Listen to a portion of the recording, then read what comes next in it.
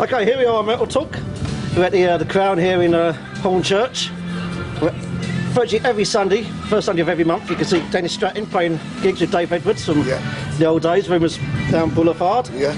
And we're here today to talk with this old roadie from the Iron Maiden days, Steve Loopy Newhouse, about his new book, Loopy World, the Iron Maiden Years. Buy it. Buy it. And buy lots. Artwork by Derek Ricks. And it's a fascinating book for the connoisseur Iron Maiden fan, talking about all the early days and beyond. And first things first, Steve, where did you get the nickname Loopy? Right, going back very, very early days of Iron Maiden, Paul Diano was in a band called Rock Candy before. There was a mutual friend, Trevor Soul. He knew Rock Candy, he also knew Steve Harris. And there was a conversation going on when Paul joined Maiden. And Trevor just turned around and said one day, "Oh, don't worry about him, he's Loopy." And it's And does he live up to his name, Dennis? No, he ain't that mad, no. Not anymore.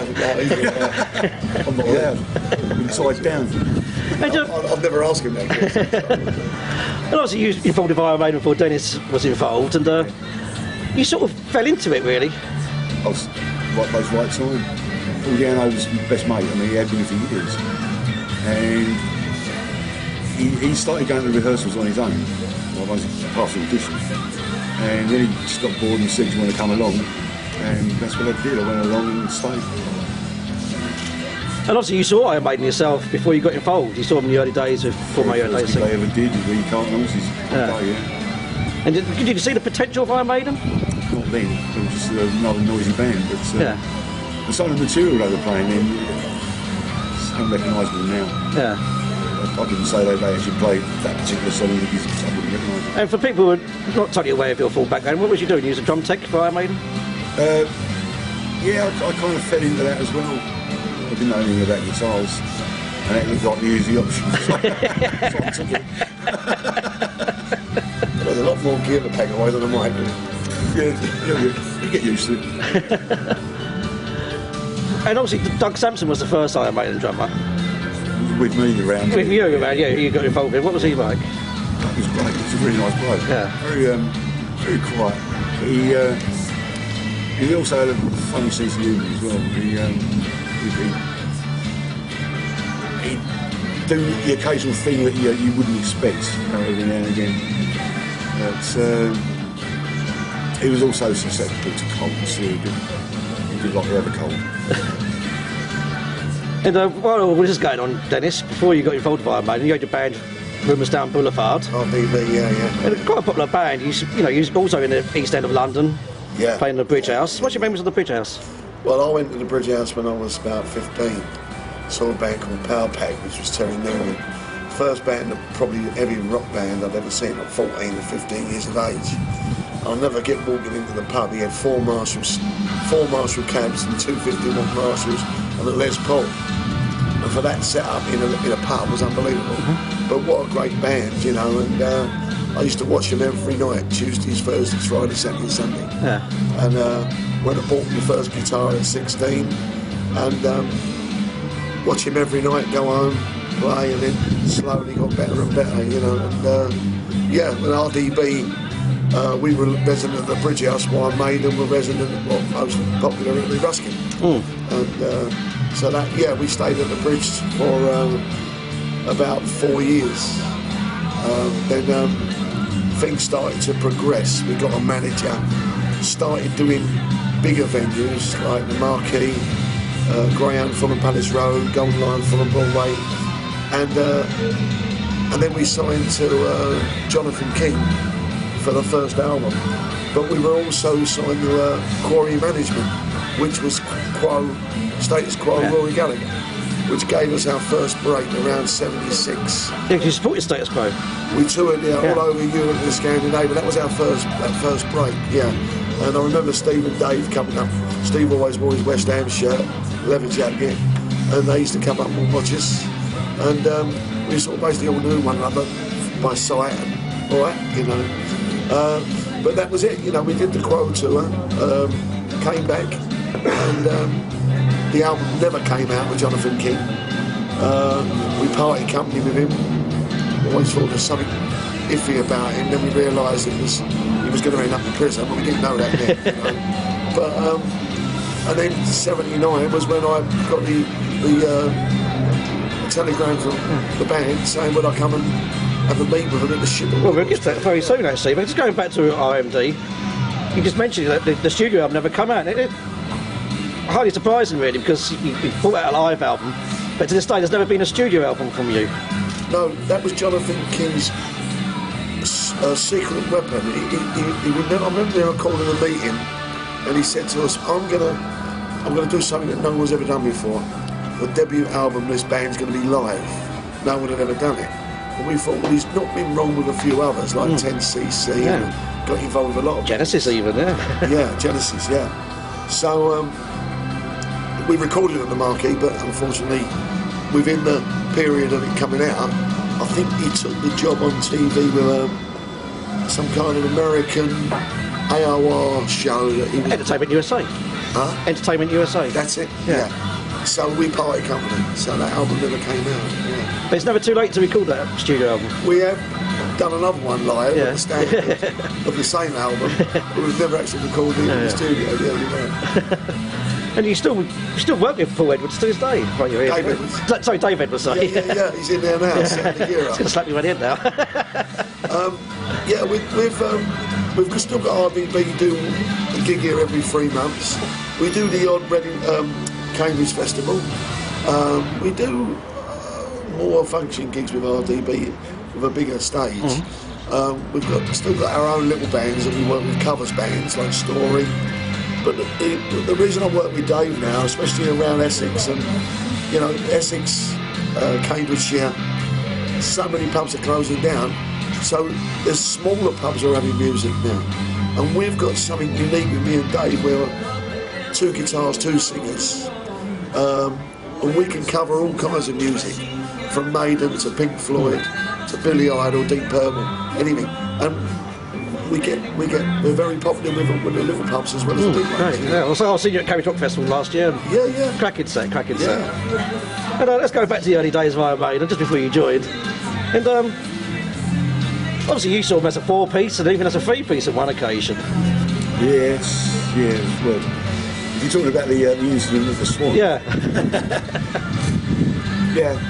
Cut a long story short, Paul used to work in a spraying factory where he used to spray steel drums. And I don't know what the point of the bit of string was, but basically it's a steel drum with a piece of string around the middle. And Paul would spray one side one colour and the other side another colour, have a knife in his pocket, cut a bit of string, put the knife back in his pocket. And that's the reason he had the knife on him when we got to the Swan Hampstead. He literally just forgot to leave it behind him.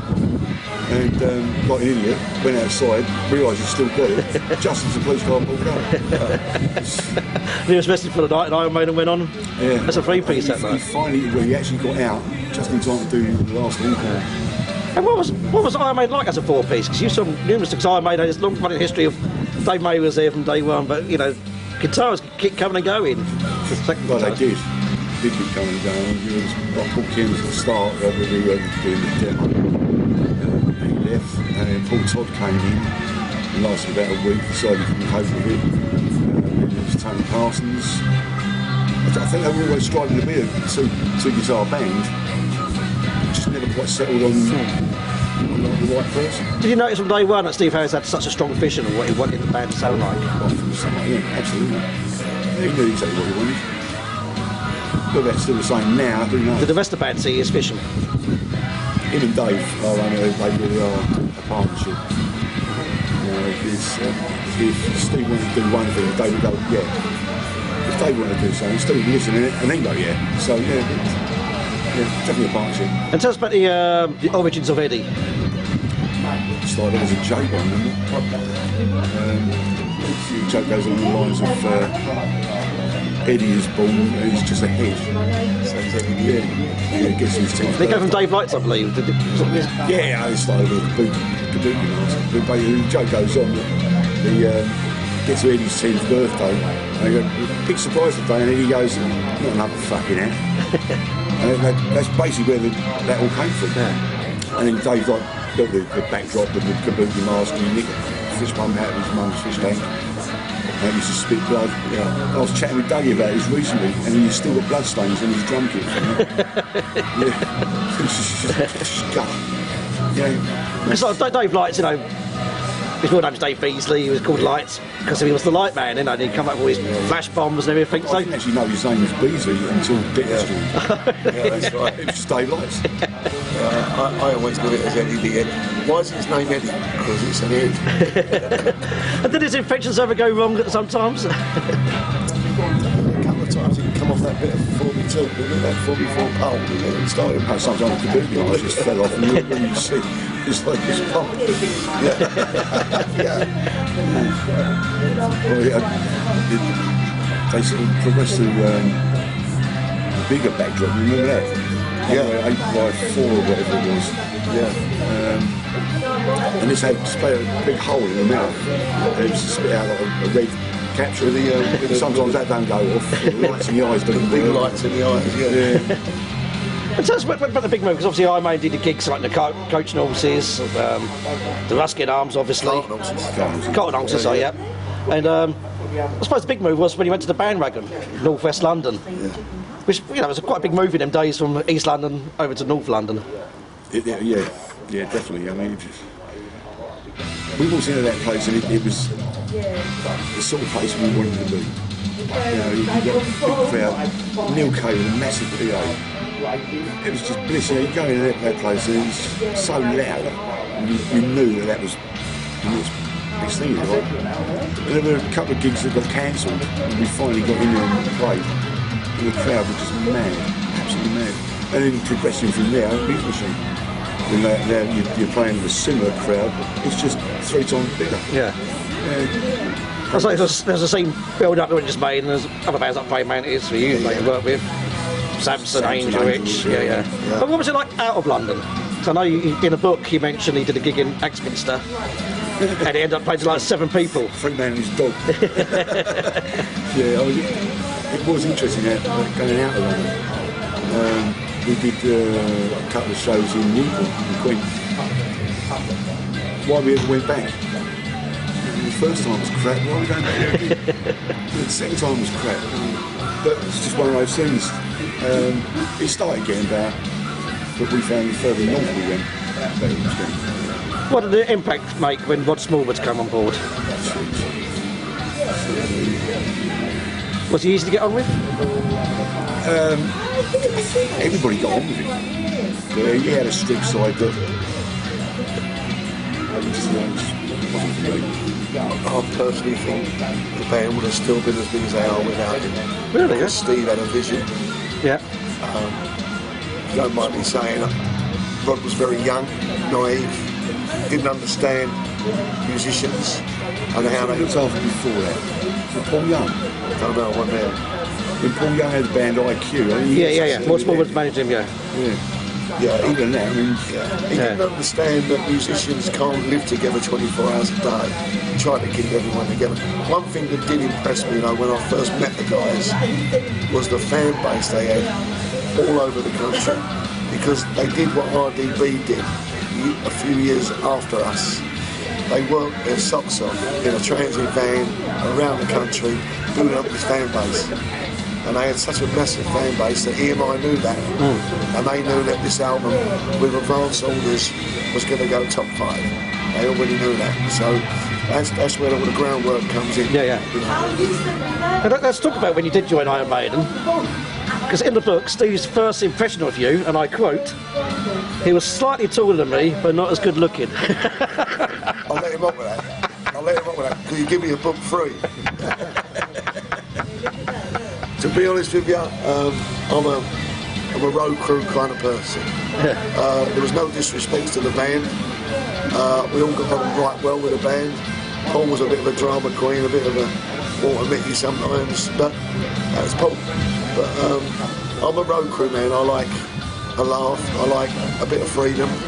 And when Rod started trying to tie everyone down, you've got to be here, got to do this, got to do that, you've got to sleep together, eat together, it went against me, against the grain. And I ended up travelling with the crew because they were funnier, more of a laugh. It's a freer sort of atmosphere. Was it an enjoyable time for you? Because you were only in the band for like 10 months, I believe. I can't remember, but yeah, about a year or something like that. But what I found it I love a contest. I love what's the word? I like a challenge. That sort of thing where I walk into a rehearsal room and my love of harmony guitars started with Wishbone Ash, Capability Brown around 1968, 69, 70. Always used harmony guitars. Maiden had never had harmony guitars. So as soon as I heard Phantom of the Opera, I thought, it's crying out for two twin guitars, harmony guitars. And it was a challenge. I went away, and when we come to do the album, halfway through the Metal for Mothers tour, I was in the studio non-stop because that was my challenge, to get a bigger sound rather than just one guitar. And that's what I've always done. Is that your favourite song for your time in Maiden? Because that's a song you still play live today. Yeah, I think so. Yeah, it's an epic. No, all the stuff we worked on for Killers, I still like Rothschild. There's quite a few I worked on that I didn't actually record on Killers, but the live set consisted of both albums, if you know what I mean. Songs were already written. No, I think Phantom's the epic. I've done it all over the world, really, with different bands, and it goes down the storm. You know, we'll do it today if I can still sing. And let's talk about there's an infamous sort of appearance on Top of the Pops. Well, I remember the first band to actually perform live on there. So, was it 100% live? Yeah. And was it easy to convince Top of the Pops that he was going to do that? Loopy had the hardest job because me, Loopy, Dave, come and say hello. Dave Edwards, Mr. Dave Edwards? Dave Edwards. From down Boulevard? Hello. Is that good enough? Well, no, that's all right. Don't get a phone. Get back. And then, but what happened was that we got to the Top of the Pop studio. He set Clive's drums up, and Clive went bang, and the producer come running out with his cans on, and he stood in the middle of the floor and went, "Stop! What are you doing?" We just exactly. Well, he ended up the next 2 hours putting, was it pads, toilet paper, pads, everything on the drum. They wanted to change the cymbals to plastic ones. Yeah. It was the really ridiculous thing about the whole thing. You've got a guy with a decibel counter standing as close as I am to you, going, "No, that's too much. You have to turn down." It was. I said to Dave Murray, we were using H&H amps. I'll never forget it, with a master volume. And me and Dave stood there, and I went, "Right, there's only one thing we can do here, mate." He said, "Make out we're playing in a library." He said, "So how are we going to do this?" I said, "Right, let's get the master volume right down to 1, and let's get the gain right up to 10. So when you plug in, it will sound like you're playing for a little speaker about that big, but you'll still have that distorted sound, like pig nose sort of sound. You know, the old-fashioned small amps." And that's what we did, and that's how we recorded it. And was it just one take? That's a couple. Yeah, I think a couple, yeah. I'll tell you one that was his name, Powell, who introduced us. Robert Powell? No, the DJ, something Powell. No, Peter Powell. Peter Powell, yeah. He said, "Here are the boys from East London." I went, "Whoa, mate." "Oh, from London." I went, "We're from West End." And obviously the tour you're involved with, you supported Judas Priest, which a lot of people don't realise, they were like 5 years ahead of the game in terms of heavy metal, like they were the pioneer heavy metal bands. What was that tour like, and to be involved with that? Apart from Mr. Diano, again, causing us headache after headache with KK down in, like you mentioned in the book, Luke, but you were very general about it in the book. No sound check, half the lights, half the PA. Yeah. Diano did an interview about 2 weeks before we went out on the tour, and basically turned around and said that we were going to blow Priest off the stage, and KK didn't like it. Yeah. He didn't like that at all. In fact, he didn't talk to anybody. He was talking to the crew. There's no problem with the crew. Yeah. I used to sit with Glenn Tipton in the dressing room, talk with him, because he used to lend me his tuner, because I didn't have a tuner. But no, it was hard work, wasn't it? With that. It was to start with. Yeah. I mean, it got better towards the end. What about, obviously, Iron Maiden headlined Reading Festival? Or was she special guest of UFO headlined it? Iron Maiden Below. What was that like, playing Reading Festival? Because that was a... Is that when you dressed up as Eddie? No, I didn't. Oh, that was my ex-brother. Did you ever do Eddie then? No. Yeah, I did. I did there for the photo shoot before the band went on. Yeah. That's it, yeah. After that, I refused to do it. Yeah. How, True last shit. So was it always Rod Smallwood who dressed up as Eddie? No, I was saving it for the bands. All right. I was there too. Yeah. who did the video when the band got smashed his nose on the camera? Michael Kenny. I met Mike, yeah. But no, the Reading Festival was alright. I always remember pulling up at the backstage and everyone had these really sort of nice porter cabins and Winnebagos to get changed in. Yeah. The crew were out sorting their stuff out. When the band turned up, I went, Rod, where's ours? We had a little shed or in the corner. I went, we're headlining. And they got Winnebagos went, we're not wasting our money on stupid big Winnebagos. You can get changed in there. Tight one. So where did the phrase "Rod Small Wallet"? Where did that Small first... wallet. Yeah. Didn't want to spend it. No, never does. Never still don't. We did get a bigger tour as well. You supported Kiss on their last tour. You know, what was that like being backstage with these comic creatures such coming to life? A great bunch of people. They were, They were just a great bunch of people. This is another thing that started the divide between me and Rod. He loves Steve, don't get me wrong, it was Steve's band. And we all listen to Steve. But when I go on tour, Judas Priest, Def Leppard, no matter who it's with, I like to get on with the main band. Rod came in the dressing room and he said to the band, nobody speaks to Kiss except Steve. Well, I couldn't understand it.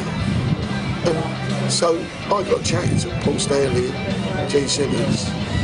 In the end, they took me out on my birthday in Stockholm because it was Paul Stanley presented me with a fire hat signed by the whole band. And Rod got me up and I said, well, hold on a minute, we're on tour all over Europe. Why can't I talk to him? That's why all the photos I've got with Kiss. He didn't like it, and that's what started the ball rolling with the arguments. Then the kind of music we listened to, you know. So it was hard work, you know. Kiss was great, wasn't it? Yeah. Great for life. And what did you learn from that tour? Working with, obviously seeing how Kiss worked and seeing how Judas Priest worked. What did you learn from it yourself, Steve? Being a roadie. I think it's the thing that stands out more in the end is the three of us in the truck. Myself, Pete Ryan and Michael Kenny. Now, Michael Kenny, being American, knows how to drive on that side of the road. Me, Peter, yeah. But it was the learning. It's constantly coming up to another border. You've got to try and figure out what time that border shuts and you've got to get through it. And we actually got caught out trying to get into Italy for the first show. We got as far as a place called Chiasso, on the Swiss-Italian border. And the barrier came down at 4:30. We got there at about 25. We had to stay there overnight in the vans. We had nowhere else to go. And wait for the border to open the following morning. And then you got 700-mile drive to Rome. You know, things like that. And when we finally got to Rome, we thought, oh, it was going to be too late for the show. So we parked the van up at the hotel, got a cab to the gig, and get there. And Rod goes, well, where's the gear? It's the hotel. And if they managed to sort of keep the crowd going, might wait to go back, get the van and bring it back and unload it. But yeah, learning curve. I mean, for all of us, like that. We've done all the shows in the UK. Touring in Europe was something completely different. And Dennis, your last recording of Iron Maiden was a cover version. The only time they've done a cover version is an A-side of a single. Women in Uniform. You know, Skyhawks, what are they called? Why did they choose that song, Women in Uniform? Ralph Simons. We thought it was a strange choice, but Ralph Simons was head of a publishing company, what are they called? Zomba, yeah. And he knew him, so he got us to do it. And I thought it was a wrong choice, but it had nothing to do with it. You know, that was it. You know, that was the start of the end, because at the end of the Kiss tour, Rod was moaning at me for travelling with the crew, travelling with the people from EMI. Gubby, you know, there was his A&R manager. I used to get a lift with her sometimes and we'd have a drink. and we used to have a go at me. Then it was the music I listened to, and then in the end it was like the void was getting wider. So by the time we were on the ferry home, you knew something was going to come unstuck. So I knew that the video was going to be the last thing. I don't know actually why they did it with me in the film, but they had to. So. Is it true you went to Rod and asked him straight what's going on? No, me and Steve had a long chat. Then when we got home, after we recorded Women in Uniform, I was round Steve's house in Leinstone. We drove over to the office to see Rod, and he sat down in his office telling me that it was a shame that it wasn't working out. I asked him about, he said it's something to do about the work, the job, and I said, is it the singing? He went, no, I can't fault the singing, I can't fault the playing. So I said, well, what's the problem? And he said, well, and he ended up admitting, the music you listen to, you don't really have your heart into Iron Maiden. I said, if I listen to Motorhead for 24 hours a day, I'll be deaf, wouldn't I? So how do you work that out? You know, and we ended up having a bit of a heated discussion, and I said, I'll make it easy for you, Rod. And I said, see you later, and I walked out. Because it wasn't worth trying to, there was no excuse, because he'd made his mind up, Steve had made his mind up, because Adrian had already been contacted. But it was the fact of not having a reason, because I go and travel with a crew, or travel on my own for a bit of space. He took that as I didn't like the band, or I didn't want to get on with the band. We all got on well, but you had to be there 24 hours a day, and that ain't me. 1984, I was in Los Angeles with Lionheart, doing the first Lionheart album on CBS. I was in the Rainbow, and the waitress came up to me with the band. She says, a gentleman over there wants to buy you a beer. When I looked over, it was Rod Smallwood, he had a private table. And I went over and shook his hand. 4 years later, he said, I owe you an apology. I went, why? And everything I said at that meeting in 1980 about trying to make people stick together 24 hours a day all came true. Because if you're together too many hours in a day, you start picking out little faults of people, you get tired, you get irritable. In a band, you can't have that. Get your space away, come back and you're all fresh again. You finally said that. So I think it's no secret that Steve Harris and Bruce Dickinson to this day. There you go. Which is it's a professional thing more than a working thing. There you go. Friendship thing. But is the album something you're proud of? Yeah, very much. I wish I had more time to prepare for it, because I'd only been in the band a short while. Yeah. To doing all the harmony. What was the feeling like? I say you went straight in. Well, a challenge, as I say earlier, it was just something I thrive on. As you can hear, this is the new Lionheart album. I'm working on that at the moment. It's nearly finished. It's a challenge because we've got to get it finished so quickly. And it's 7 old songs, 5 new songs, and we're working flat out, but it's a challenge. Yeah. So when they gave me them cassettes of, Phantom, Running Free, Prowler, I went straight home and I was there, it's a challenge. I think you mentioned this in the book actually, when you didn't go for the original audition. You just threw the cassette in the bin and said, I know those songs inside that, let's go. Well, they never heard the whole thing was I was thinking it might have been his like Boz Skaggs CD or something. Yeah. So that was amazing. Don't need that anymore. And you just mentioned Lionheart, we can hear the new album in the background. Yeah. And obviously when he first left Iron Maiden, he did Lionheart in 1984, Hot Tonight, which is like a super group of AOR players, British AOR players. It never really took off first time round, did it? Well, no, we got let down big time with CBS in '84, coming back from LA doing the album, because we were going to go out on tour with Kansas, Foreigner. Nothing happened. And then, so he's all 11. REO Speedwagon, nothing happened. So the band, 86, 87, just split up. And that was when I went in with Mantis for 15 years.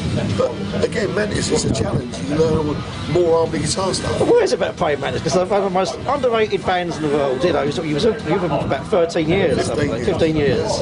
But why is it that they get the recognition they deserve? I don't know. I've asked them many times. When we did 2 really big, great albums, No Matter Wide and Forever in Time. And I asked a couple of people, why is it never played on Planet Rock? Yeah. Because it's perfect AOR, heavy rock, English American rock. Never played on Planet Rock. Is it because they're always labelled as a new wave of British heavy metal band, and really they're a melodic hard rock band? Mantis has always been melodic, sometimes a bit too melodic for me. They reminded me of a heavy. I was thinking of the other day. Like a heavier version of sort of Procol Harum or some kind of older band. Yeah. But I don't know why. Different singers and different guys. So I've got the drummer and the singer, Hans and JC. I've got them the gig with Mantis because I worked with him in Holland. You know, so. But Lionheart's back now with a new album. Good. So hopefully we'll start again and see what happens. We've got a lot of interest there. Yeah. So I feel like you're doing a gig in Japan soon. We're going to Sweden to do Sweden Rock. Yeah. Aerosmith, Scorpions, Alter Bridge. We come back at a little rehearsal and then we're off to Japan with Brian Mantis. Yes. and the funny thing is I've got to go and do the encore with Mantis as a special addition to the tour. You know? So I've got to learn it as well. Going back to Steve, obviously you left Iron Maiden. You carried on. Yeah. Eventually, I mean, I got booted out once, twice, 3 times in a year. But let's talk about Clive Burr, sadly no longer with us. What's your memories of Clive? Because you found it quite difficult at first, I believe. At the start, Clive was no problem at all. We went and had a blinding weekend in Boulevard, sorting out a drum riser. How we ever lived through that was just mad. But it was live shows, that was where Clive came from. He got this thing in his head where the kit was being set up wrong all the time. I know it wasn't. It got to the point where enough was enough and he got his own way and got me fired. And then when he left, I got called back again. And then I shot myself in the foot, that's another story. You can't talk about it if you wish. No, it's in the book. People buy the book, Buy the book. Leave you up. I'll tell you, it is very good. Very good. And you was there when Bruce joined Maiden? No. Oh, he wasn't there? What did you think of Iron Maiden when Bruce joined? I actually went to see him in Ipswich, I wasn't that impressed. Oh, really? Yeah. And then I hadn't heard the album. I heard the album afterwards. I was blown away. Very super the album. So you did work with Maiden again on the Peace of Mind tour, I believe. Yep. So what was that experience like? New singer, new drummer. Yep. Yeah, very interesting. Very interesting. I mean, we bumped into Nico so many times along the way. I knew he'd fit in. Yeah. Did you notice the natural progression of Iron Maiden? Becoming more professional? Yeah, and very, very quickly. Very quickly. They got big very fast. To be honest, when we were doing the first album, I did have a conversation with Steve and Rod, and I did say, if you're going to compete against Led Zeppelin, Ronnie James Dio, Van Halen, you need someone with a range that's going to get up there and get that scream and get that vibrato. I had a long conversation with him, but they persevered with Paul. But at the end of the day, as they were getting bigger and bigger, something had to give them that bigger scope with the range of the voice, because you're limited if a singer can only go like I'm off road now. I can't sing hardly anything at the moment, but you've got to get that range. Dry, mate. Well, gentlemen, you've got an empty beer glass there, so I think we need to top it up.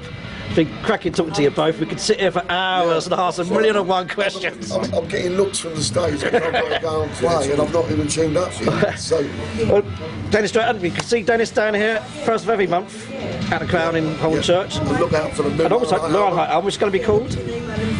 Second Nature. Second Nature. There you go. And Steve, he's got a line on the front. and Steve, who's actually going around touring, he's going to be watching every single Iron Maiden show on the new Book of Souls tour. And look out for him, because he will be be selling this book. We'll be there at the O2. Loopy World, the Iron Maiden years. It's a Thank you very much. excellent Thank you read. very much. It's Thanks, got guys. everything you want Well to know in there. So brilliant. All the best to the pair of you. Well done, sir.